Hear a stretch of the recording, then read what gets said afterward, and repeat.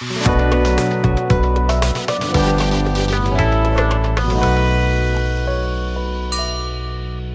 आता है एक मेरिस्टेमेटिक टिश्यू के बाद दूसरा टाइप्स ऑफ प्लांट टिश्यू है परमानेंट। तो नाम से क्लियर है कि वैसा टिश्यू जो डिवाइड करने की कैपेसिटी को लूज कर दिया है उसी को बोलेंगे हम लोग परमानेंट टिश्यू। ध्यान से बात समझो, डिवाइड करने के कैपेसिटी को लूज कर दिया है, मैंने पहले उसके पास डिवाइड करने का कैपेसिटी था, अब जब डिवाइड करने का कैपेसिटी था तो वो परमानेंट ही रहा होगा कि मेरिस्टेम रहा होगा। तो अब ये समझ में आ रहा है कि मेरिस्टेम टिश्यू डायरेक्टली नहीं बनता है, पहले वो रहता है मेरिस्टेम में।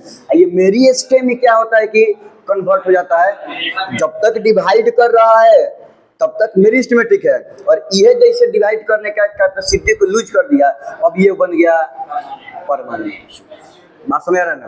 तो हाँ, तो वही बोल रहे हैं कि अब इसमें जनरली जो सेल्स होते हैं इमेच्योर सेल होते हैं। अब ये सेल डिवाइड किया और डिवाइड होने के बाद मैच्योर हो गया, अनडिफरेंशिएटेड सेल, पता चलो अब वो अभी अनडिफरेंशिएटेड है, मतलब कोई पर्टिकुलर वेराइटी ऑफ सेल में नहीं आएगा। अब वो मैच्योर हो गया, किसी पर्टिकुलर वेराइटी ऑफ सेल में डिस्टिंग्विश्ड हो गया, ना कि ये फलाना सेल है।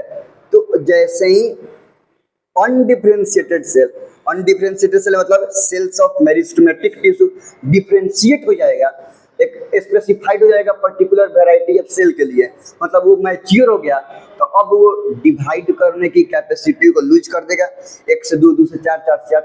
अब वो मतलब अंदर में मेटाबॉलिक एक्टिविटी तो होगा लेकिन डिवाइड नहीं करेगा, बस ग्रोथ वगैरह होगा, डिवीजन नहीं होगा, नहीं तो डिवाइड करने की कैपेसिटी को लूज कर देगा और उसी को बोलेंगे हम लोग परमानेंट टिश्यू। तो परमानेंट टिश्यू अगर कहीं भी प्रेजेंट रहा तो डिवाइड करने की उम्मीद नहीं रखो, क्योंकि अब वो डिवाइड नहीं कर सकता है, उसके पास डिवाइड करने का एबिलिटी ही नहीं है, मतलब उसका सेल डिवीजन नहीं करता है, सीधी सी बात है। ठीक है, अब अगर मेरी परमानेंट टिश्यू के बारे में बात करें तो परमानेंट टिश्यू दो टाइप का होता है, एक सिंपल परमानेंट टिश्यू और दूसरा कॉम्प्लेक्स। तो अभी ऊपर जैसे कि हमने बताया था कि वो परमानेंट टिश्यू जिसमें सेम टाइप के सेल्स रहते हैं, सब सेल सेम टाइप, इसलिए सिंपल परमानेंट टिश्यू को हम लोग होमोजेनियस टिश्यू भी बोलते हैं। सब सेल सेम टाइप का है, ओरिजिन सेम, फंक्शन सेम, बस समझ में आ रहा है ना? तो शेप साइज ऑलमोस्ट सेम, सब सेम रहता है, इसलिए सिंपल परमानेंट टिश्यू को होमोजेनियस टिश्यू भी बोला जाता है। ठीक है, तो सेम टाइप का, सब परमानेंट सेम टाइप का है तो बोलेंगे सिंपल परमानेंट टिश्यू। और वो टिश्यू जिसमें एक से ज्यादा टाइप के सेल्स रहते हैं उसको बोलते हैं हम लोग कॉम्प्लेक्स परमानेंट टिश्यू। याद रहेगा? अब आगे पढ़ेंगे कि सिंपल परमानेंट टिश्यू 3 टाइप्स का होता है, parenchyma, collenchyma, sclerenchyma. Permanent complex permanent tissue 2 type का होता है। कॉम्प्लेक्स परमानेंट टिश्यू होता है वो vascular tissue, conducting tissue, xylem, phloem, ये सब आता है कॉम्प्लेक्स परमानेंट टिश्यू में। 4 डिफरेंट टाइप के सेल से बनता है, एक दूगो ना 4 डिफरेंट टाइप का है, तो परमानेंट है, कॉम्प्लेक्स में कैसे नहीं आएगा, समझ में आ रहा है? अब इतना बात लिख लिया जाए।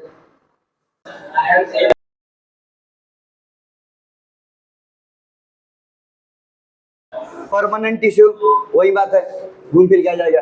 The tissue that has lost its ability to divide, ना डिवाइड करने की एबिलिटी को लूज कर दिया है, वो टिश्यू को बोलेंगे हम लोग परमानेंट टिश्यू। मतलब अब ये डिवाइड नहीं करेगा, इसमें डिवीजन नहीं होगा। when the ध्यान से immature cells of meristematic tissue में कैसा सेल रहता है?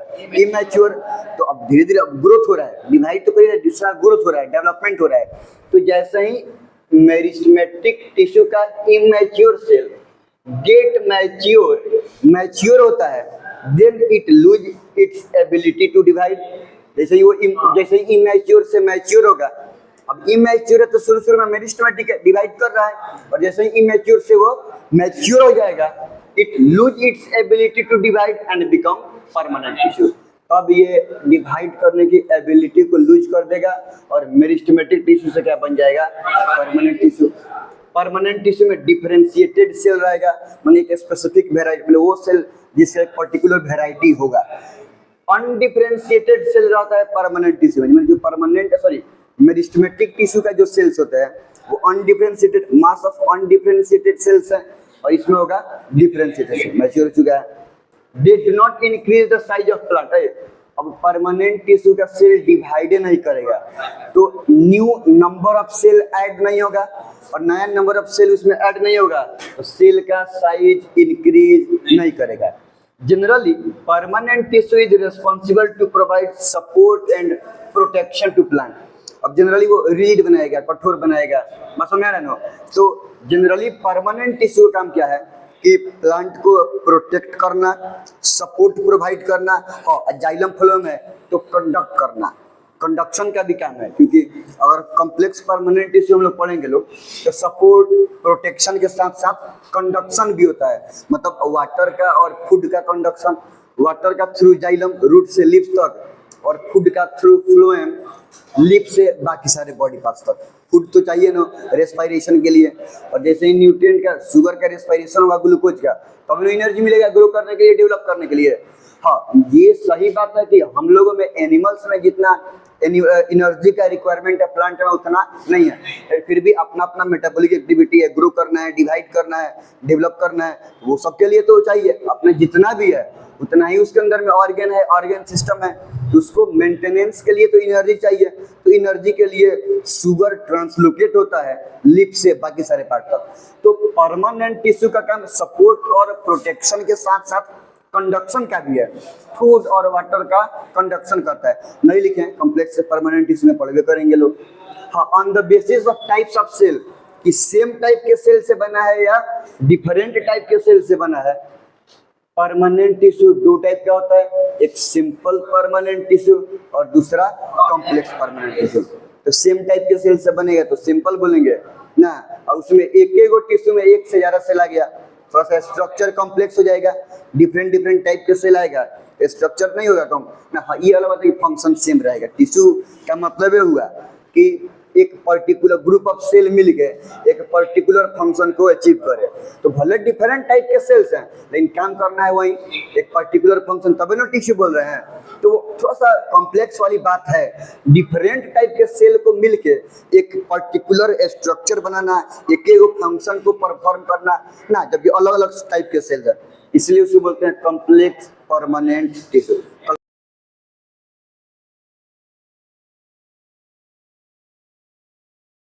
हम लोग पढ़ा लोग सिंपल परमानेंट टिश्यू के बारे में। तो फंक्शन के अकॉर्डिंग हम लोग सिंपल परमानेंट टिश्यू को तीन पार्ट में डिवाइड किए हैं। तीन टाइप्स के होते हैं, पैरेन्काइमा, कोलेनकाइमा और एसेंकाइमा। ये डिफरेंट रीजन में प्रेजेंट रहते हैं और डिफरेंट फंक्शन को परफॉर्म करते हैं। अब उसी के बारे में पढ़ रहे हैं, कैसे होते हैं, इनका सेल कैसा होता है, किस शेप का होता है, क्या फंक्शन परफॉर्म कर रहे हैं, कहाँ पे प्रेजेंट हैं, उसी के बारे में हम लोग को पढ़ना है। तो प्लांट टिश्यू तो वैसे दो टाइप्स का देख लिए थे हम लोग, मेरिस्टेमेटिक और परमानेंट। तो मेरिस्टेमेटिक तो निकल जाता है, एपिकल लेटरल इंटरकैलरी सब। और परमानेंट टिश्यू में दो टाइप से पढ़े थे, सिंपल परमानेंट टिश्यू और कॉम्प्लेक्स परमानेंट टिश्यू। तो सिंपल परमानेंट टिश्यू में था कि वैसा टिश्यू जो एक ही टाइप के सेल से बने। अब नहीं लिखना है सिंपल परमानेंट टिश्यू, अच्छा खाली सिर्फ परमानेंट लिखवाए हैं। अच्छा ठीक है, अभी इतना समझ जाओ कि अगर सिंपल ये जो डिफरेंट टाइप्स है परमानेंट, ये पैरेन्काइमा, कोलेनकाइमा और एसेंकाइमा का, तो ये सिंपल परमानेंट टिश्यू का टाइप्स है। ठीक है, इसके बाद लिखवा देंगे। ये कहो कि ये तीनों में बोर्ड भर गया, फिर मिटाना पड़ता है। खैर, तो एक बार डेफिनेशन को डिफाइन कर देंगे हम। सिंपल परमानेंट टिश्यू, इन्फॉर्मेशन है, पहले पढ़ो चाहे बाद में पढ़ो। इतना समझो कि सिंपल परमानेंट टिश्यू तीन टाइप्स के होते हैं, तीन टाइप में क्लासिफाई किए हैं, पैरेन्काइमा, कोलेनकाइमा और एसेंकाइमा। तो वो टिश्यू जो एक ही टाइप के सेल से बनता है उसको बोलते हैं सिंपल परमानेंट टिश्यू। इसीलिए सिंपल परमानेंट टिश्यू को होमोजेनियस टिश्यू भी बोलते हैं, और डिफरेंट टाइप के सेल से बने उसको बोलते हैं हम लोग कॉम्प्लेक्स परमानेंट टिश्यू। इसमें जाइलम फ्लोएम आएगा, नेक्स्ट क्लास में उसी के बारे में पढ़ना है। तो अगर पैरेन्काइमा के बारे में बात करें तो parenchyma is a living tissue. Parenchyma भी और कोलेनकाइमा भी दोनों लिविंग टिश्यू है। लेकिन अगर एसेंकाइमा के बारे में बात करें तो वो डेड टिश्यू है, मतलब वो एसेंकाइमा टिश्यू में डेड सेल्स प्रेजेंट रहते हैं, मतलब उसमें प्रोटोप्लाज्म नहीं रहेगा। प्रोटोप्लाज्म क्या है? सेल के लिविंग कंटेंट को प्रोटोप्लाज्म बोलते हैं। तो वो लिविंग कंटेंट प्रोटोप्लाज्म एस्ट्रेनकाइमा में प्रेजेंट नहीं रहता है, इसीलिए वो होता है रिजिड, वो होता है कठोर, वो होता है उडी, समझ में आ रहा है, उसमें होता है फाइबर। खैर, तो अब पैरेन्काइमा के बारे में बात करेंगे। It is a living tissue with thin, यहाँ पे थिन हो जाएगा, विथ थिन सेलुलोजिक वाल। ये एक ऐसा लिविंग टिश्यू है, सिंपल परमानेंट टिश्यू में पैरेन्काइमा, जिसका सेलुलोजिक वाल कैसा होता है, पतला होता है, मोटा नहीं होगा। हाँ, it forms the major component within the organ. हाँ, प्लांट्स के ऑर्गन अंदर अगर हम जितने भी ऑर्गन्स के बारे में बात करिए, सब ऑर्गन का मेजर कंपोनेंट किससे बनता है, पैरेन्काइमा से। जो कोई भी प्लांट के अंदर में ऑर्गन की बात करें, सब ऑर्गन का मेजर कंपोनेंट किस चीज से बनता है, पैरेन्काइमा से। मतलब मैक्सिमम उसमें पैरेन्काइमा ही प्रेजेंट रहता है। कोलोनकाइमा रहे चाहे ना रहे, सेरेन्काइमा रहे चाहे ना रहे, लेकिन गारंटी है कि वो ऑर्गन में पैरेन्काइमा प्रेजेंट रहेगा।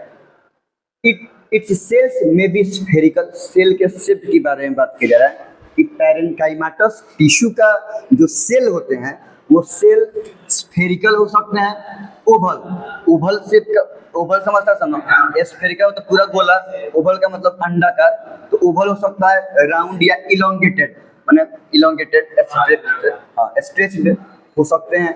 दे आर क्लोजली पैक्ड होगा, और जब क्लोजली पैक्ड होगा दो गो सेल के बीच में स्पेस कम होगा, नहीं गैप कम होगा। जो पैरेन्काइमा में जो सेल्स अरेंज होते हैं वो टाइटली पैक्ड होते हैं, क्लोजली पैक्ड होते हैं। Their cells have a large vacuole and a nucleus. अच्छा, ध्यान से बात समझो, पैरेन्काइमाटस टिश्यू के सेल में बोले कि वैक्यूल बड़का होगा, और वैक्यूल बड़का होगा और एक न्यूक्लियस प्रेजेंट रहता है। तो अगर बड़ा वैक्यूल प्रेजेंट है तो न्यूक्लियस तो सेंट्रल रीजन में प्रेजेंट रहेगा कि पेरिफेरल रीजन में ना। अब बड़का वैक्यूल है तो बीच में तो जगह बाकी होगा नहीं, तो बाकी सब चीज तो मैटर में, तो मेम्ब्रेन के किनारे कहीं पे साइड में पेरिफेरी में प्रेजेंट रहेगा। मतलब इसमें सेंट्रल न्यूक्लियस प्रेजेंट, एक बड़का प्रोमिनेंट न्यूक्लियस होगा और एक बड़का वैक्यूल भी प्रेजेंट होता है। किसमें, पैरेन्काइमा में। नहीं, इसके पहले को पढ़ते इसमें वैक्यूल एब्सेंट था। नहीं, their cells have a large vacuole and a nucleus. It is present in soft area.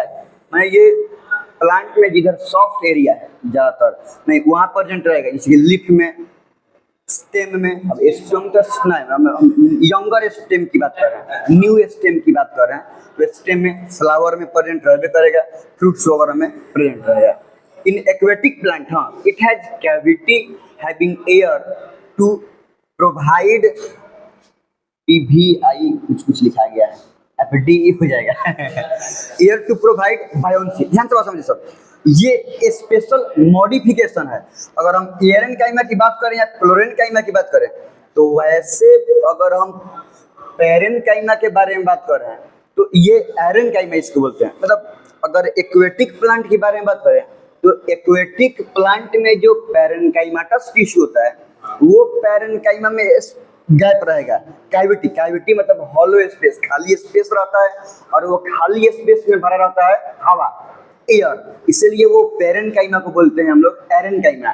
और जब एयर भरा रहेगा तो वो रहेगा हल्का होने के चलते, मतलब वो बायोन्स फोर्स, प्लांट को एक बायोन्सी मिलता है। बायोन्सी मतलब बायोन फोर्स, मतलब वो फोर्स जिसके चलते जो प्लांट्स है वो नीचे डूबता नहीं है, मतलब ऊपर आके पानी में फ्लोट करेगा, नीचे बॉटम में सिंक नहीं करेगा, उसको बोलते हैं बायोन्स फोर्स। मतलब फ्लूइड ऑब्जेक्ट पर ऊपर की तरफ जो फोर्स लगाता है उसको बोलते हैं हम लोग बायोन्स फोर्स। हम लोग पानी में उतरेंगे लोग तो महसूस होगा कि आदमी बहुत धीरे धीरे नीचे डूब रहा है, समझ रहे हैं, लगेगा कि कुछ ना कुछ पानी है हमको ऊपर की तरफ फोर्स लगा रहा है। तो कोई भी ऑब्जेक्ट पे अगर हल्का डेंसिटी कम, मग को पानी में से डालो ऑटोमेटिक डूब ऊपर आ जाएगा। तो फ्लूइड लिक्विड उस पे ऊपर की तरफ क्या करेगा कि फोर्स लगाता है, ठीक है। तो उसी फोर्स को बोलते हैं बायोन्स फोर्स। पढ़ना है हम लोग को फ्लूइड्स में, फिजिक्स में पढ़ना है, फ्लूइड्स पढ़ना है क्लास 9th में, इसमें हम लोग पढ़ेंगे लोग बायोन्सी के बारे में, ठीक है, आर्चिमिडीज प्रिंसिपल ये सब पढ़ेंगे हम लोग, ठीक है। तो फ्लूइड किसी भी ऑब्जेक्ट पे ग्रेविटी के अगेंस्ट में, ग्रेविटी नीचे खींच रहा है लेकिन तब वो नीचे से ऊपर आ जा रहा है, उल्टा आ रहा है ना, तो फ्लूइड ग्रेविटी के अगेंस्ट में ऊपर के तरफ जो फोर्स लगाता है उसको बोलते हैं बायोन्स फोर्स। और ये फोर्स किसके द्वारा लगता है? फ्लूइड। फ्लूइड में क्या आता है? या तो लिक्विड या गैस। लिक्विड और गैस दोनों को ना फ्लूइड बोलते हैं, नहीं बताते हम। दोनों के पास फ्लो करने की प्रॉपर्टी होती है, नहीं दोनों नीचे से ऊपर तरफ क्या करता है कि फोर्स लगाता है, क्या फ्लो करने का, उसी उसको बोलते हैं फ्लूइड। ठीक है, हाँ तो ये हो गया बायोन्सी। तो वहीं एयर प्रेजेंट होता है, भारी नहीं है, एयर होने के चलते हो जाता है उसका स्पेस खाली, स्पेस हो जाएगा, वॉल्यूम हो जाएगा ज्यादा। अब वॉल्यूम ज्यादा होने से डेंसिटी हो जाएगा कम, जब डेंसिटी हो जाएगा कम तो बायोन्स फोर्स रहेगा ज्यादा। इससे प्लांट वो सरफेस पर फ्लोट करेगा, चाहे बीच में रहेगा, नीचे बॉटम में डूब के नीचे तक नहीं जाएगा। तो वही वो ये जो स्पेशल मॉडिफिकेशन होता है पैरेन्काइमा का, इसमें बीच में स्पेस खाली हो जाएगा और एयर प्रेजेंट हो जाएगा उसमें, तो इसीलिए उसको बोलते हैं हम लोग पैरेन्काइमा। ये AEREN ही है, AIREN नहीं है, लेकिन प्रेजेंट एयर होता है। ठीक है, When it has क्लोरोप्लास्ट, हाँ कोई ये भी स्पेशल मॉडिफिकेशन है पैरेन्काइमा का, कि कौन पैरेन्काइमा में स्पेशली क्लोरोप्लास्ट प्रेजेंट रहता है। और क्लोरोप्लास्ट का काम क्या रहता है? फोटोसिंथेसिस करना। तो कौन पैरेन्काइमा में क्लोरोप्लास्ट भी प्रेजेंट रहता है, जिससे कि वो प्लांट का पार्ट्स क्लोरोप्लास्ट प्रेजेंट रहने के चलते ही फोटोसिंथेसिस भी करता है। इसका जो काम है तो काम करबे करेगा, बाकी उसके साथ वो क्लोरोप्लास्ट प्रेजेंट होने के चलते फोटोसिंथेसिस भी करता है। वो पैरेन्काइमा जिसमें क्लोरोप्लास्ट प्रेजेंट है, तो क्लोरोप्लास्ट प्रेजेंट होने के चलते उस पैरेन्काइमा को बोलते हैं क्लोरेन्काइमा। ये है कॉलेन्काइमा और ये है क्लोरेन्काइमा। ये क्लोरोप्लास्ट का डिराइव्ड वर्ड है क्लोरेन्काइमा, क्लोरोप्लास्ट और पैरेन्काइमा से बना है। ठीक है, तो ये फोटोसिंथेसिस करेगा। तो ये किसके बारे में हो गया? पैरेन्काइमा के बारे में। अब दूसरा आ जाओ किसके बारे में? कॉलेन्काइमा। इट इज लिविंग, इसके जैसा ये भी लिविंग है। और इसका काम ये है कि मैकेनिकल सपोर्ट प्रोवाइड करेगा। और भी मैकेनिकल सपोर्ट में रिजिड वाला नहीं, टूट जाने वाला ना, जैसे लॉक हो जाएगा लेकिन टूटेगा नहीं। जैसे प्लांट से अगर हम पत्ती पत्ता का डंटी को इसे पकड़ के इस पे साट देंगे तो छोड़ देंगे तो फिर खड़ा हो जाएगा, टूटता नहीं है। तो हवा आंधी तूफान जब बहेगा तो इसके चलते पूरा तो उसका जो एक ब्रांच है, उसका जो लीफ है पूरा इसे लौक जाएगा, लेकिन टूटेगा नहीं। टूटता कौन है? जो रिजिड होता है, एक लिमिटेड तक ही मुड़ पाएगा। मुड़ता कहाँ है? ज्यादा दम लगाएंगे तो टूट जाएगा, लेकिन इस दम लगाएंगे तो मुड़ जाएगा लेकिन टूटेगा नहीं। इलास्टिक प्रॉपर्टी, फ्लेक्सिबल रहता है, तो कस जब खींचेगा, झटका देगा तब टूटेगा, एक मोड़ने पर टूटेगा नहीं। समझ में आ रहा है ना? तो it is the living tissue that provide mechanical support। mechanical support कॉलेन्काइमा भी प्रोवाइड करेगा और मैकेनिकल सपोर्ट एस्लेन्काइमा भी प्रोवाइड करता है। अंतर यह है कि कॉलेन्काइमा का सेल्स लिविंग होता है, इसमें प्रोटोप्लाज्म होगा, और एस्लेन्काइमा का सेल डेड होगा, इसमें प्रोटोप्लाज्म प्रेजेंट नहीं होगा। और इसका मैकेनिकल सपोर्ट में स्ट्रेंथ प्रोवाइड करेगा फ्लेक्सिबिलिटी के साथ, मुड़ जाएगा लेकिन टूटेगा नहीं। और इसमें स्ट्रेंथ प्रोवाइड करता है रिजिडिटी के साथ, मतलब इतना स्ट्रॉन्ग कि मुड़बे नहीं करेगा, अगर ज्यादा दम लगाने पर मुड़ गया तो ब्रेक कर जाएगा, टूट जाएगा। समझ में रहा है? तो मजबूती दोनों प्रोवाइड कर रहा है, एक फ्लेक्सिबिलिटी के साथ और दूसरा रिजिडिटी के साथ। ठीक है, अगर शेप के बारे में बात करें तो शेप ओवल होगा, स्फेरिकल होगा, पॉलीगोनल मतलब डिफरेंट साइड का, 4 साइड का, 5 साइड का, 6 साइड का नहीं, पेंटागोनल, हेक्सागोनल उसको बोलते हैं पॉलीगोनल, तो डिफरेंट साइड का। Their cells do not have intercellular space. इसमें तो थोड़ा बहुत क्लोजली पैक्ड भी था, लेकिन इसमें थोड़ा बहुत इंटरसेलुलर गैप था, कम था। इसमें बिल्कुल ही इंटरसेलुलर गैप नहीं होता है। किसमें? कॉलेन्काइमा में। Cells of collenchyma have thick walled due to deposition of, जो वाल होता है, वाल सेल वाल, तो सेल का जो वाल होता है वो मोटा होता है, क्योंकि सेलुलोज तो होता ही है, सेलुलोज के साथ साथ पेक्टिन, ये भी पॉलीसैकेराइड ही है, शुगर डेरिवेटिव भी है, और हेमी सेलुलोज का भी डिपोजिशन होता है सेल वाल में। माने सेलुलोज के लेयर के साथ साथ पेक्टिन का भी डिपोजिशन होता है और ही हेमी सेलुलोज का भी डिपोजिशन होता है, जिसके चलते इसका वाल हो जाता है मोटा, लेकिन इसमें वाल होता है पतला, थिन सेलुलोजिक वाल दिया हुआ है। ये वाल इसमें पतला होगा, इसमें वाल क्या होता है कि मोटा होता है, क्योंकि इसमें सेलुलोज के साथ पेक्टिन प्रेजेंट है, याद रखना। और एस्लेन्काइमा में पढ़ेंगे कि सेलुलोज के साथ लिग्निन प्रेजेंट रहता है। ठीक है, they are present in petiole and margin of lip. देखो पेटियोल वो लिप में वो जो पत्ता यहाँ से यहाँ तक आ गया और बाकी जो डंटल बच जाता है उसको बोलते हैं पेटियोल। तो अब सही में मुड़ने पर पेटियोल में मुड़ जाता है, घूम जाता है, लेकिन फिर खड़ा हो जाता है, टूटता नहीं है। अब हमें पड़ गया ना दाबेंगे तब टूटेगा, ऐसे नहीं टूटता। ऐसे घुमाने पर भी घूम जाएगा, गोल गोल घूम जाएगा, पूरा 2-3 सर्कल घूम जाएगा, फिर हमें खुल जाएगा, समझ आता है। तो पेटियोल में लिप के मार्जिन में, मार्जिन जो लिप हो गया जो एकदम साइड वाला पार्ट होता है उसको बोलते हैं हम लोग मार्जिन। लिप के मार्जिन में प्रेजेंट रहेगा। And also in pedicel of flower. तो फ्लावर जिस पर प्रेजेंट रहता है, देखो डंटा गया और डंटा के बाद एक हेंगर रहता है और उसके उसमें प्रेजेंट रहता है फ्लावर, समझ में रहा है। तो वो जिस पर फ्लावर जो ग्रीन ग्रीन वाला पार्ट के जो नीचे रहता है तो उसको बोलते हैं पेडिसेल। जिसके ऊपर फ्लावर प्रेजेंट रहता है तो उसके पेडिसेल में प्रेजेंट रहता है। फुल ले आएगा सब दिखा देंगे कि पेडिसेल क्या है, ठीक है। Absent in root and woody part, सही बात है। वुडी पार्ट में प्रेजेंट रहेगा एब्सेंट कहना, ये रूट, सही बात है, रूट में एब्सेंट रहेगा। और वुडी पार्ट क्योंकि ये तो फ्लेक्सिबल होता है, रिजिड नहीं होता है, वुडी पार्ट में एब्सेंट रहेगा, ठीक है। Some cells of collenchyma also have, इसके जैसा कुछ कुछ कॉलेनकाइमा के सेल के पास भी क्लोरोप्लास्ट होता है। हालांकि कोई स्पेशल नाम नहीं है, लेकिन इतना जान लो कि क्लोरोप्लास्ट होगा तो क्या करेगा, फोटोसिंथेसिस करेगा, ठीक है। एस्लेनकाइमा बता दीजिए ये डेड होता है, ये भी प्रोटोप्लास्ट प्रेजेंट नहीं रहेगा, ये भी मैकेनिकल सपोर्ट प्रोवाइड करेगा, लेकिन फ्लेक्सिबिलिटी ना, हाँ इलास्टिसिटी फ्लेक्सिबिलिटी ही देगा, ये देगा रिजिडिटी, कठोर बनाएगा नहीं, ये भी सपोर्ट प्रोवाइड करेगा। और इसका सेल वाल, इसका भी वाल थिक होता है, इसमें सेलुलोज के साथ लिग्निन प्रेजेंट रहेगा और इसमें सेलुलोज के साथ पेक्टिन प्रेजेंट रहता था, ठीक है। वो भी डेरिवेटिव भी हैं, शुगर डेरिवेटिव भी हैं, पॉलीमर है, पॉलीमर, ठीक है। जहाँ जहाँ हार्ड पार्ट रहता है, वुडी पार्ट रहता है, वहाँ वहाँ ज़्यादातर लिग्निन प्रेजेंट रहता है ना।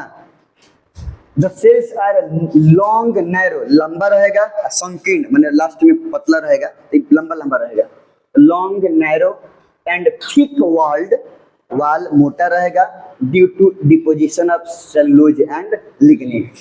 दे आर प्रेजेंट इन लिप्स, हाँ लिप में भी प्रेजेंट रहता है। जाइलम एंड फ्लोएम आगे पढ़ेंगे लोग, कॉम्प्लेक्स परमानेंट टिश्यू में, वास्कुलर टिश्यू में, जाइलम एंड फ्लोएम में। कवरिंग ऑफ कोकोनट, जो कोकोनट का जो हस्क होता है पकड़ कर छिलते हैं लोग, फाइबर वाला होता है, फाइबरस पार्ट होता है, बहुत कठोर होता है, नहीं होता है, छिलने में ना नहीं आ जाता है, 2-3 औजार लेके बैठना पड़ता है छिलने के लिए। एक आदमी अगर उसको बैठ के छिल ले, ये अपने आप में वो कला है, सब आदमी छिला जाएगा, सब आदमी से नहीं छिलाता है, समझ नहीं रहा है। हम तो कहीं छिले लाइक बहुत पहले ही से, अब इसीलिए कि हम सीख लिए। मैं दुआरे पे नारियल करते हैं, नारियल गिरता है तो आदमी जाके लेके आता है, तो जाके चढ़ेगा तूर लेता है, पहले आराम से चढ़ जाते थे, हाँ अब नहीं चढ़ते हैं, मतलब जब तुम लोग एज ग्रुप के थे तब चढ़ जाते थे, अब नहीं चढ़ते। ये भी बात हम नहीं कर सकते हैं। दिक्कत ये है कि क्लास 9th के बाद से चढ़ने का मौका नहीं मिला। 10th में 10th है, उसके बाद आदमी चले गए मोतिहारी फिर पटना, तो चढ़ने का मौका नहीं मिला।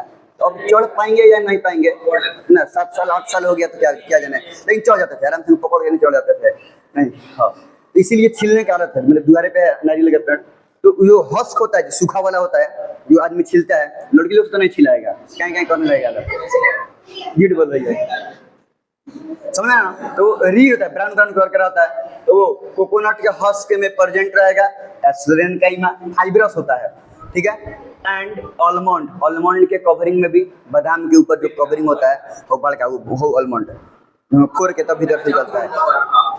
फ्रूट वाला नट अखरोट के ऊपर वाले में हार्ड जो होता है वह फोड़ना पड़ता है। Seed coat of legume, pulse दाल उल के ऊपर जो सीड कोट रहता है उसमें प्रेजेंट रहता है। तो ये सब वो जगह है जहाँ पे एस्लेनकाइमा प्रेजेंट रहता है।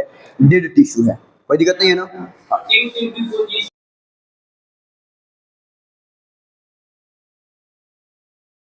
Simple permanent tissue, the permanent tissue तो समझता है सब ना, मैं वो टिश्यू जो डिवाइड करने की कैपेसिटी को लूज कर दिया, मतलब अब ये डिवाइड हो नहीं सकता है, नहीं मतलब इसके पास डिफरेंशिएटेड सेल है जिसका सेल अब मैच्योर हो गया है। नहीं, the permanent tissue that has same type of cells, tissue तो बनेगा तो बहुत ज्यादा सेल रहेगा, ग्रुप ऑफ सेल रहेगा, जो सब सेल सेम टाइप का है, एक ही टाइप के सेल से बनता है, उस परमानेंट टिश्यू को बोलेंगे हम लोग सिंपल परमानेंट टिश्यू। सेल सब जनरली, ये तो टिश्यू का डेफिनेशन हो गया, same origin, almost same shape and size and perform a particular function.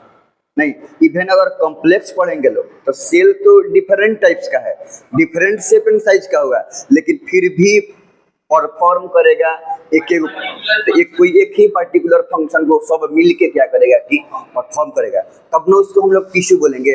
अलग अलग अगर फंक्शन करता है तो नॉर्मल सेल रहता है, इसको हम लोग टिश्यू नहीं बोलते, ग्रुप ऑफ सेल बोलते हैं, लेकिन टिश्यू नहीं बोलते हैं। तो पर्टिकुलर फंक्शन तो उसमें भी परफॉर्म करेगा, भले डिफरेंट रहे तो क्या है, हाँ सब सेम टाइप का। इसीलिए सिंपल परमानेंट टिश्यू को होमोजेनियस टिश्यू भी बोलते हैं। और फंक्शन के आधार पे सिंपल परमानेंट टिश्यू तीन टाइप्स का, पैरेन्काइमा, कोलेनकाइमा और एसेंकाइमा। और जहाँ तक इनके प्रॉपर्टी की बात है तो कल हम लोग देख चुके थे कि पैरेन्काइमा, कोलेनकाइमा में लिविंग सेल होगा और इसमें डेड सेल्स होगा। इसमें सेल वाल थिन होता है, सिर्फ सेलुलोज होगा, हेमिसेलुलोज भी होगा। कोलेनकाइमा और एसेंकाइमा का सेल वाल ठीक होता है, इसलिए कि इसमें सेल वाल में सेलुलोज हेमिसेलुलोज के साथ साथ पेक्टिन होगा और इसमें सेलुलोज हेमिसेलुलोज के साथ साथ लिग्निन होगा। इसके चलते क्या होगा कि ठीक होगा। कोलेनकाइमा और एसेंकाइमा ये दोनों फिजिकल स्ट्रेंथ प्रोवाइड करेगा। इसमें ये फिजिकल स्ट्रेंथ में फ्लेक्सिबिलिटी, इलास्टिसिटी, ये मुड़ जाए लेकिन टूटे नहीं, और एसेंकाइमा रिजिडिटी प्रोवाइड करता है कि मुड़बे ना करे, समझ रहे ना, लेकिन अगर ज्यादा तुम लगाएंगे मुड़ेगा तो टूट जाएगा। तो ये एसेंकाइमा रिजिडिटी प्रोवाइड करता है। हम लोग पढ़ते हैं कहीं कहीं पैरेन्काइमा वैसे जनरली फूड को स्टोर करेगा नहीं, हाँ मॉडिफाई होता है पैरेन्काइमा। तो एक्वेटिक प्लांट में पैरेन्काइमा के बीच में अगर हॉलो स्पेस हो जाएगा, उसमें एयर बढ़ता है, एयर कैविटी प्रेजेंट होता है, इसमें एयर आता है, तो वो बायोन्स फोर्स प्रोवाइड करता है ताकि प्लांट पानी में डूब के बॉटम तक नहीं जाए, बेंदी में नहीं जाए, फ्लोट करे। तो इसीलिए उस पैरेन्काइमा को बोलेंगे हम लोग एरेन्काइमा। जो पैरेन्काइमा में एयर कैविटी रहेगा जो बायोन्स फोर्स प्रोवाइड करेगा। बायोन्स फोर्स बताए थे, ये वाटर किसी भी, अब कोई भी फ्लूइड, लिक्विड चाहे गैस, किसी भी ऑब्जेक्ट को ऊपर की तरफ जो फोर्स लगाता है ग्रेविटी के अगेंस्ट में, उसको बोलते हैं हम लोग बायोन्सी फोर्स, बायोन्सी या बायोन्स फोर्स। तो वो बोलेंगे हम लोग एरेन्काइमा। और कोई कोई पैरेन्काइमा कुछ ऐसे मॉडिफाई रहता है कि उसमें क्लोरोप्लास्ट भी प्रेजेंट रहता है, और क्लोरोप्लास्ट प्रेजेंट रहने के चलते क्या होगा, फोटोसिंथेसिस होगा, और इसीलिए उस पैरेन्काइमा को बोलेंगे हम लोग क्लोरेन्काइमा। ये तो कोलेनकाइमा है, समझ में आ गया ना। ये कुछ बेसिक बात था पैरेन्काइमा, कोलेनकाइमा और एसेंकाइमा में, बाकी प्रॉपर्टी में तो बहुत सारी चीजें हैं। अब देखेंगे हम लोग कॉम्प्लेक्स परमानेंट टिश्यू।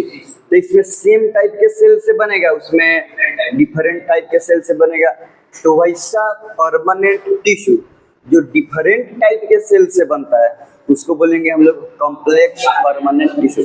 और वाकई में थोड़ा बात कॉम्प्लेक्स होगा, नहीं अलग अलग टाइप की चीज है लेकिन सब मिलके एक एक फंक्शन परफॉर्म कर रहा है ना। सेम टाइप के लोग को समझाना आसान है, लेकिन चार गो अलग अलग टाइप के लोग उसको आदमी एक एक काम करने के लिए समझाए तो बहुत प्रॉब्लम वाला बात है। कौन कुछ बोलेगा, कौन कुछ, सब अलग अलग ओपिनियन के आदमी से अगर एक काम करवाना हो तो सही में नाक से चना चबाना पड़ जाएगा।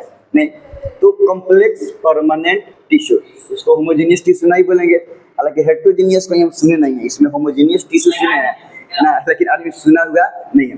खैर जाइलम और फ्लोएम आता है कॉम्प्लेक्स परमानेंट टिश्यू में, और जाइलम फ्लोएम क्योंकि एक दो ना चार चार टाइप के सेल से बनता है। जाइलम भी चार डिफरेंट टाइप के सेल से बनेगा और फ्लोएम भी चार डिफरेंट टाइप के सेल से बनेगा। और चूंकि इनका काम कंडक्शन का है, कंडक्शन का मतलब मटेरियल्स के ट्रांसपोर्टेशन का है एक जगह से दूसरे जगह, इसलिए जाइलम फ्लोएम को हम लोग कंडक्टिंग टिश्यू भी बोलते हैं या वास्कुलर टिश्यू बोलते हैं। इतना बात लिख लीजिए कॉम्प्लेक्स परमानेंट टिश्यू के बारे में।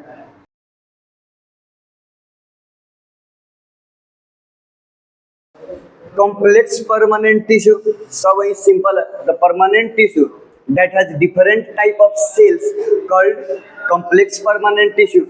Cells are generally different, अब अलग अलग टाइप के, तो ओरिजिन भी अलग अलग होगा, तो different origin, shape and size भी डिफरेंट, लेकिन परफॉर्म अ पर्टिकुलर फंक्शन। जैसे मान लो हम बोलेंगे आगे पढ़ भी करने की, जाइलम का काम है वाटर का कंडक्शन करना, रूट से लिप्स तक वाटर को लेकर जाता है। तो अब जाइलम चार गो डिफरेंट टाइप के सेल से बना है, तो चारों सेल मिलके वही काम करेगा कि वाटर को लेके रूट से कहाँ तक जाना है, लिफ्ट तक। तो चारों मिलके एक एक पर्टिकुलर फंक्शन कर रहा है कि नहीं कर रहा है, चारों मिलके वो फंक्शन को क्या कर रहा है, ठीक करा रहा है ना। तो वही बात बोल रहे हैं, पर्टिकुलर फंक्शन परफॉर्म होगा। Xylem and phloem are example of complex permanent. ये तो दो ये है, एगो जाइलम और एगो फ्लोएम, कॉम्प्लेक्स परमानेंट इसका। अच्छा बात ये कि दोनों चार चार गो से बना हुआ है, ये ना कि एगो चार गो से एगो पांच गो से। जाइलम भी चार डिफरेंट टाइप के सेल से बना है और फ्लोएम भी चार डिफरेंट टाइप के सेल से बना है। They are also known as conductive tissue, क्योंकि मटेरियल्स को कंडक्ट करते हैं, एक जगह से ट्रांसपोर्ट करते हैं दूसरे जगह पे, इसीलिए जाइलम और फ्लोएम दोनों को ही कंडक्टिंग टिश्यू या भास्कुलर टिश्यू भी बोलते हैं। भास्कुलर सिस्टम हम लोग पढ़ते हैं, भास्कुलर सिस्टम में जनरली ब्लड और ब्लड वेसल्स के बारे में। तो ब्लड और ब्लड वेसल्स को के सिस्टम को बोलते हैं भास्कुलर सिस्टम हम लोगों में। तो ब्लड का भी तो काम वही रहता है कि मटेरियल को एक जगह से दूसरे जगह तक पहुंचाना, यही ना करता है। ब्लड क्या करता है, हार्मोन्स को, आयंस को, वाटर को, सॉल्ट्स को, न्यूट्रिएंट्स को, वेस्ट मटेरियल्स को, रेस्पिरेटरी गैसेस को, कार्बन डाइऑक्साइड, ऑक्सीजन को, एंजाइम्स को एक जगह से दूसरी जगह ट्रांसपोर्ट करता है। तो बस यही है। हाँ, they are known as conducting a phosphate. They are responsible to transport, since they are responsible to transport materials from one place to another within the part of plant. Plant के part में, एक part से दूसरे plant, एक cell से दूसरे cell material को transport करने का काम करता है, इसलिए इसको बोलते हैं कंडक्टिंग टिश्यू। किसको, जाइलम और फ्लोएम को। जाइलम कर लीजिए। अच्छा समझ लो सब, भले कल आते हैं तो डायरेक्टली खाली लिखवाना शुरू कर देंगे।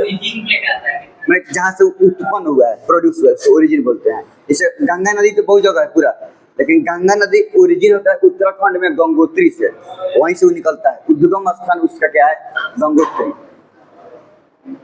बहुत बड़ी जगह है। हम गए थे उत्तराखंड तो गंगोत्री नहीं गए थे, चूंकि वो होता है अभी रचना है। अब चूंकि के लिए यूज करेंगे और कब बात है समझो। जाइलम के बारे में अगर आप बात करें, देखो एकदम काम बटा गया है कि जाइलम का काम है वाटर का कंडक्शन करना और फ्लोएम का काम है फूड का। तो वाटर और मिनरल के लिए कंडक्शन के लिए कौन रिस्पॉन्सिबल है, जाइलम, और फूड एंजाइम्स वगैरह के रिस्पॉन्स के लिए रिस्पॉन्सिबल है फ्लोएम। ठीक, अब देखो, अब अगर जाइलम के बारे में बात करें, जाइलम ये तो बोल चुके हैं कि चार डिफरेंट टाइप के सेल से बनेगा। ट्रैकियार्ड, वो डिफरेंट, चारों डिफरेंट सेल का नाम होता है tracheid, vessels, xylem fibre, xylem parenchyma. तो दो एगो पैरेन्काइमा सेल होता है, एगो फाइबर होता है। तो ट्रैकियार्ड, वेसल, जाइलम फाइबर और जाइलम पैरेन्काइमा। और जाइलम अपवर्ड मूवमेंट में, जाइलम में माने वन डायरेक्शनल मूवमेंट होता है, अपवर्ड ऊपर के तरफ में, माने यूनिडायरेक्शनल मूवमेंट होता है। किसमें, जाइलम में। वो मटेरियल्स को अपवर्ड मतलब नीचे से ऊपर के तरफ लेकर जाता है, पानी ना मिनरल्स को। तो रूट से वाटर को लेकर जाता है लीव्स तक। वाटर क्यों चाहिए, फोटोसिंथेसिस के लिए। हालांकि और भी है कुछ सेल के मेटाबॉलिक एक्टिविटी में काम आएगा वाटर, नहीं तो बेसिकली पानी का काम होता है फोटोसिंथेसिस। वैसे इंटरेस्टिंग बात यह है कि अपना काम करने के लिए प्लांट जितना वाटर को ऑब्जर्व करता है रूट से, पूरा वाटर में सिर्फ 1% वाटर ही यूटिलाइज करता है, बाकी 99% वाटर उसके स्टोमाटा से ट्रांसपायर हो जाता है। मतलब वाटर वेपर के फॉर्म में लीव्स के स्टोमाटा से वाटर को लूज करना कहलाता है ट्रांसपीरेशन, है ना। मतलब loss of water in the form of vapour through stomata of leaf is known as transpiration. तो 99% वाटर उड़ जाता है वाटर वेपर के फॉर्म में, 1% वाटर ही प्लांट को फोटोसिंथेसिस के लिए, चाहे बाकी जो भी काम हो वो काम के लिए क्या होता है कि यूज होता है। तो ये हो गया किससे काम, जाइलम का। और अगर फ्लोएम की बात करें तो फ्लोएम का है फूड को ट्रांसपोर्ट करना। देखो पानी के ट्रांसपोर्टेशन को तो ट्रांसपोर्टेशन बोलेंगे, लेकिन फूड के ट्रांसपोर्टेशन के लिए एक स्पेसिफिक वर्ड यूज करते हैं जिसको बोलते हैं ट्रांसलोकेशन। फूड को एक जगह से दूसरी जगह ट्रांसपोर्ट करने को क्या बोलेंगे, फ्लोएम का काम है ट्रांसलोकेशन करना। अब जनरली फूड कहाँ पे बनेगा, लीफ में। लीफ में ना फोटोसिंथेसिस होता है। प्लांट का किचन क्या हो गया, लीफ। लीफ में बना फूड, फूड में बेसिकली क्या बनता है, ग्लूकोज। ग्लूकोज ही बनेगा ना। अब उसका काम है कि ग्लूकोज को लीफ से रूट तक ब्रांच में डिफरेंट टाइप के all part of the body में फ्लोएम फूड को ट्रांसलोकेट करता है। समझ में आ रहा है ना। अब फ्लोएम बाई डायरेक्शनल मूवमेंट करता है, नीचे जरूरत पड़ेगा तो नीचे लेके जाएगा और समय समय पर ऊपर भी लेके जाएगा, तो नीचे से ऊपर भी और ऊपर से नीचे भी। तो फ्लोएम बाई डायरेक्शनल मूवमेंट करेगा, अपवर्ड एंड डाउनवर्ड दोनों। फ्लोएम भी 4 डिफरेंट टाइप के सेल से बनेगा, है ना। एक सीब ट्यूब सेल, हम लोग पढ़ते हैं कि मैच्योर सीब ट्यूब सेल में न्यूक्लियस प्रेजेंट नहीं होता है। आएगो बॉडी मतलब एनिमल में, मैमल्स में मैच्योर आरबीसी में न्यूक्लियस प्रेजेंट, वही सीब ट्यूब सेल है। कौन? जिससे फ्लोएम बन रहा है। तो sieve tube cell companion cell sieve tube के साथ रहता है, तो कंपेनियन सेल के पास न्यूक्लियस होता है, तो कंपेनियन सेल का न्यूक्लियस हुआ, कंपेनियन सेल को भी कंट्रोल करेगा और ये सीब ट्यूब सेल को भी कंट्रोल करता है। इसी के न्यूक्लियस दोनों काम होता है, इसीलिए इसको बोलते हैं कंपेनियन। कंपेनियन तो साथी, जो साथ में रहता है, इसलिए सीब ट्यूब सेल के साथ रहता है कंपेनियन सेल। तो वही फ्लोएम फाइबर और फ्लोएम पैरेन्काइमा, फाइबर और पैरेन्काइमा जाइलम में भी होता है और ये फ्लोएम में भी रहेगा। तो ये 4 डिफरेंट टाइप के सेल्स होता है फ्लोएम में।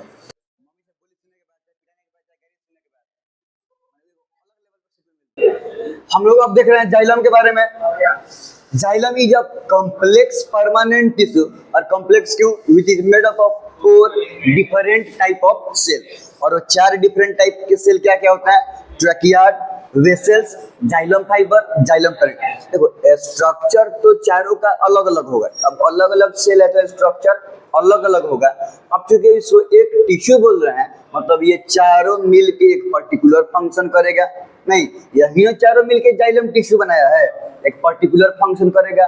और कौन फंक्शन करेगा? Xylem is responsible for transportation of water. Water transportation का काम है फ्रॉम रूट टू लीफ। अगर पौधा को पानी देना है तो ऐसा नहीं है कि पत्ता को पानी चाहिए फोटोसिंथेसिस के लिए, तुम पत्ता पर पानी पटा लिया तो पानी चला गया पत्ता में, ऐसा नहीं होता है। समझ रहे हैं? पानी पौधा को देना होता है कहाँ पे? जड़ में। रूट वाटर को ऑब्जर्व करेगा और वहां से जाइलम लेके कहाँ तक जाएगा?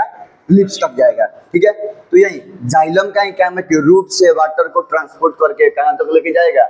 लिप्स तक लेके जाएगा। Water is required for main काम तो फोटोसिंथेसिस ही है, और बाकी अदर मेटाबॉलिक एक्टिविटी सब काम बॉडी से वेस्ट मटेरियल को निकालने के लिए कांस्टेंट टेम्परेचर। हम लोग में बॉडी से जो वेस्ट मटेरियल जो हम लोग का यूरिन निकलता है, तो ये बॉडी का नाइट्रोजनस वेस्ट, अब लैटेक्स निकल रहा है, टाइनिन्स निकल रहा है, रेजिन्स निकल रहा है, गम्स निकल रहा है, तो सब सेकेंडरी मेटाबोलाइट्स प्लांट का तो वाटर के चलते निकल रहा है, वाटर के साथ निकल रहा है। खैर, photosynthesis and other metabolic activity of plant, सब पानी में से only 1% of water is used by plant. सिर्फ 1% ही इस सब काम के लिए यूज होता है, बाकी 99% of water is lost by transpiration. बाकी ट्रांसपीरेशन के रूप में, वो ट्रांसपीरेशन क्या है? Loss of water by plant in the form of vapour. अगर प्लांट वेपर के फॉर्म में वाटर को लूज कर रहा है through stomata of leaf, stomata कहाँ प्रेजेंट रहेगा? लीफ में। लीफ के स्टोमाटा के थ्रू, स्टोमाटा जिस स्टोमाटा वो स्मॉल ओपनिंग है, स्मॉल पोर्स है लिप्स में, जिससे क्या होता है कि ऑक्सीजन कार्बन डाइऑक्साइड का एक्सचेंज होता है। कार्बन डाइऑक्साइड को लेगा और फोटोसिंथेसिस के बाद बनेगा ऑक्सीजन और ग्लूकोज, वाटर ही बनता है। तो ऑक्सीजन को तो पहले अपना रेस्पिरेशन के लिए यूज कर लेगा, अब जो एक्सेस ऑक्सीजन बच गया वो उसका वेस्ट मटेरियल हो गया, उसको क्या करेगा? स्टोमाटा के थ्रू बाहर निकाल देगा। तो जनरली काम तो इसके लिए होता है। तो वहीं स्टोमाटा के थ्रू वाटर भी लूज करता है इन द फॉर्म ऑफ वेपर। नहीं, वाटर को अगर प्लांट रिमूव कर रहा है वो लिक्विड के फॉर्म में, मतलब पानी को पानी के फॉर्म में रिमूव कर रहा है ना। अगर वेपर के फॉर्म में रिमूव कर रहा है तो उसको बोलेंगे हम लोग ट्रांसपीरेशन। बहुत कम होता है, मतलब ज्यादा ज्यादा लिप्स के द्वारा।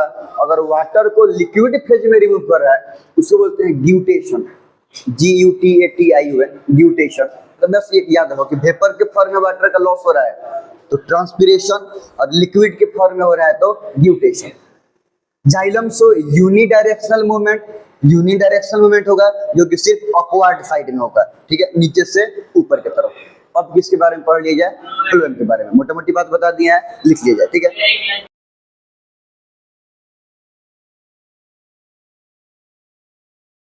phloem. Phloem is a complex permanent tissue which is also made up of 4 different type of cell.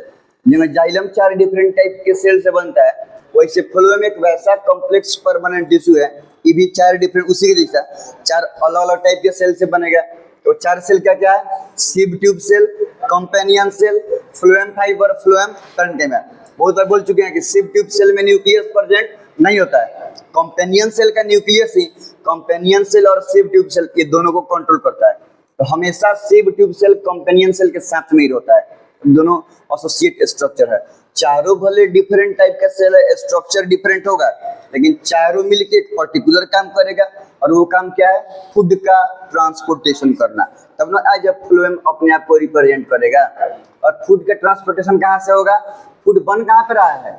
लिफ में, लिफ से बाकी all the parts of the body, plant के और भी सारा बॉडी पार्ट्स में लिफ से क्या होता है कि ट्रांसपोर्ट होता है। Phloem is responsible for transportation of food, food के ट्रांसपोर्टेशन के लिए नहीं होता है, लिप से लेकर बाकी पूरे बॉडी पार्ट में। The process of transportation of food, specially glucose ही होता है, from one place to another called translocation. Food का एक जगह से दूसरी जगह पे ट्रांसपोर्ट करना क्या कहलाएगा?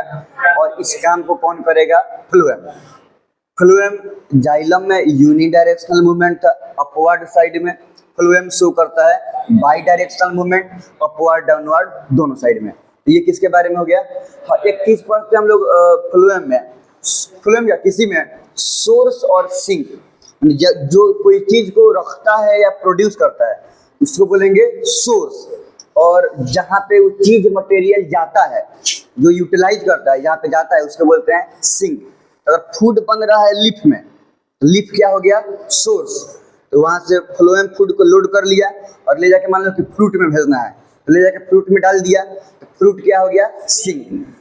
ये एक कॉन्सेप्ट दिमाग में रखना कि अब तो लीफ हो गया सोर्स, और यहाँ पे गया वो फ्लावर में गया तो फ्लावर, फ्रूट में गया तो फ्लूर, रूट में गया तो रूट, वो सब हो गया सिंक। जहाँ से मटेरियल स्टोर हुआ या प्रोड्यूस हुआ, जहाँ से मिला ऑब्टेन हुआ वो सोर्स, और जहाँ पे गया जो यूटिलाइज किया वो हो जाता है सिंक। तो ये एक सोर्स सिंक वाला बात चलता है, ठीक।